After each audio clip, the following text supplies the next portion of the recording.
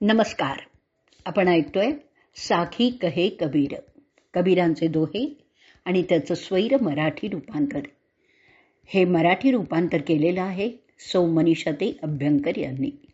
आपलं प्रकरण चाललंय 12वा, भाग चाललाय 95वा, चितावणिकव अंग. आज आपण दोहे घेणार आहोत 32 ते 34.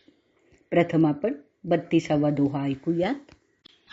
इहि अवसर चेत्या नहीं, पशुजू पाली देह, राम नाम जाण्या नहीं, अंति पडी मुख शेह. इहि अवसर चेत्या नहीं, पशुजू पाली देह, राम नाम जाण्या नहीं, अंति पडी मुख से. कठीण शब्दांचे अर्थ ऐकूया. पशु, पशु म्हणजे पशु. श्रेह म्हणजे धूळ. दोह्याचा अर्थ ऐकूया. या जन्मी तू सावधान झाला नाहीस आणि या शरीराचं पशुप्रमाणे पालन केलंस. रामनामाचा बोध प्राप्त न केल्यामुळे अंती म्हणजे मृत्यू झाल्यावर शरीरावर माती पडेल, म्हणजेच शरीर कबरीत गाडलं गेलं. मानव जन्म मिळूनही मनुष्य सारासार विवेक करत नाही. एखाद्या पशुप्रमाणे भोग भोगण्यात आयुष्य व्यतीत करतो. वास्तविक अनेक जन्मात तो हेच भोग भोगत आलेला असतो. खाणं पिणं झोपणं मैथून या पलीकडे त्याला जीवनच नसतं. एखाद्या पशुप्रमाणे तो आपला देह पोसत असतो आणि म्हणून कबीर जागृत करतायत की ह्या अंती हा देह मातीतच मिसळून जाणार आहे. नंतर जागृती येऊन काहीही उपयोग नाही. तर आत्ताच हा मनुष्य देह सक्षम आहे तोपर्यंत मनुष्याने परमात्म प्राप्तीसाठी प्रयत्न केलेच पाहिजेत. परमात्म प्राप्ती करून देण्याचं सामर्थ्य फक्त एका रामनामातच आहे. मराठी साखी ऐकूयात. पशुप्रमाणे नको पोसू तू देह खाद्य काळाचे, राम नाम जर नाही जाणले सोने ना संधीचे. अशा वेळी जर नाही जागृती तुझी तुलना पशुशी, राम नाम जर नाही जाणले मग देह मिळे मातीशी. 33वा दोहा ऐकूयात. राम नाम जाण्या नहीं, लागे मोठी शोडी, काया हांडी काठ की, नाव चढ़े बहुड़ी. राम नाम जाण्या नहीं, लागी मोटी शोडी, काया हांडी काठ की, नाव चढ़े बहुड़ी. कठीण शब्दांचे अर्थ ऐकूयात. मोठी शोडी म्हणजे मोठा अपराध. बहोडी पुन्हा दुसऱ्या वेळी. दोह्याचा अर्थ. हे मानवा, तू रामनाम जाणण्याचा प्रयत्न केला नाहीयेस, हा तर फार मोठा अपराध केला आहेस. हे शरीर लाकडाच्या हंड्याप्रमाणे आहे. चुलीवर एकदा चढवल्यावर पुन्हा त्याचा काहीही उपयोग होत नाही. कबीर मनुष्यांना जागृत करतोय. मनुष्य देह सहजासहजी प्राप्त होत नसतो.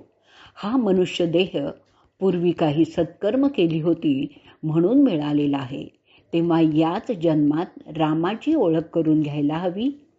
एकदा हे शरीर मातीत मिसळलं की पुन्हा मनुष्य देहच मिळेल याची शाश्वतीच नाहीये.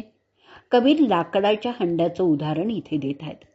अन्न शिजवण्यासाठी इतर धातूंची भांडी वापरली जातात. लाकडाच्या हंड्यात भात काही शिजवता येत नाही. पण एखाद्याने तसा प्रयत्न केला तर तो हंडा जळून खाक होऊन जाईल. हंडाही जळाला आणि त्यातील तांदूळही फुकट गेले. तसंच रामनाम न जाणता हा मनुष्य देह मिळून सुद्धा फुकट गेलाच, पण पुढचा देह मनुष्याचाच मिळेल याची तरी काय खात्री? कारण मनुष्य योनीतच फक्त परमात्म प्राप्ती करता प्रयत्न करता येतात. इतर योनी या फक्त भोग योनीच आहेत. तर आपण आता मराठी साखी ऐकूया. राम नाम जर नाही जाणले, अपराध किती करशील. शरीर हंडी लाकडाची जणू पुन्हा कधी मिळेल. राम नाम जर नाही जाणले, अपराध किती करशील. शरीर हंडी लाकडाची जणू पुन्हा कधी मिळेल. लगेचच आपण 34वा दोहा ऐकणार आहोत.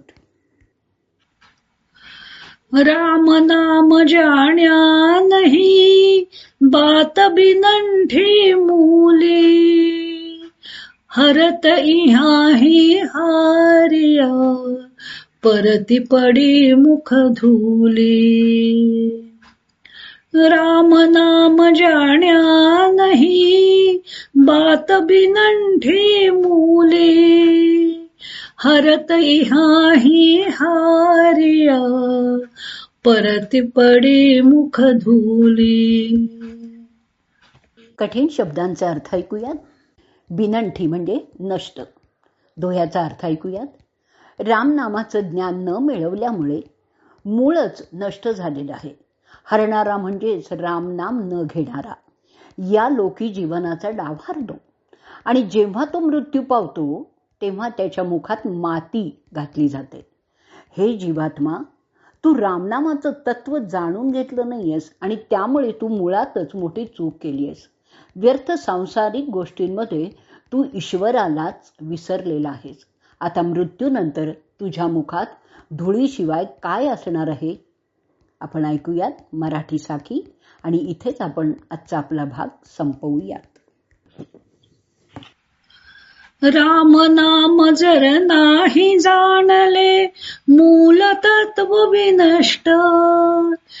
जीवनाचा डाव हरला, मृत्यू पावता कष्ट.